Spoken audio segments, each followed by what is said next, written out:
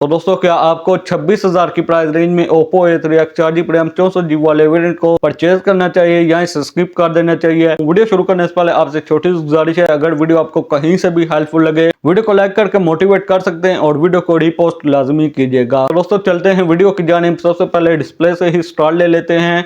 Oppo के A3X में IPS LCD दी गई, साथ में 720 पिक्सल की रेजोल्यूशन है और साथ में 90 हर्ट्ज का रिफ्रेश रेट है और Oppo A3X में फ्रंट पर पंच होल प्रोवाइड किया गया है। और दोस्तों कैमरास की बात कीजिए, Oppo A3X में बैक पर 8 मेगापिक्सल का सिंगल कैमरा दिया गया है और फ्रंट पर 5 मेगापिक्सल की सेल्फी दी गई है। वीडियो रिकॉर्डिंग की बात कीजिए, इसके बैक कैमरा में 1080p 30fps तक वीडियो रिकॉर्ड कर सकते हैं, जबकि फ्रंट कैमरा से आप 720p 30fps तक वीडियो रिकॉर्ड कर सकते हैं। तो दोस्तों बैटरी की बात कीजिए, Oppo के A3X में 5000 mAh की बैटरी दी गई है, साथ में 45 वाट की फास्ट चार्जिंग दी गई है। प्रोसेसर की बात कीजिए, इसमें दोस्तों स्नैपड्रैगन 6 Gen 1 वाला चिपसेट दिया गया है। इसकी परफॉर्मेंस को देखा जाए तो वो यूनिसॉक के T606 वाले चिपसेट जितना परफॉर्म करता है। तो दोस्तों लास्ट पर बात कीजिए कि आपको ये स्मार्टफोन खरीदना चाहिए या इसे स्किप कर देना चाहिए। दोस्तों अगर आप 25 से 26,000 की प्राइस रेंज में नॉर्मल यूज के लिए एक Oppo का ही स्मार्टफोन लेना चाहते हैं तो आप Oppo A3X की जानिब जा सकते हैं।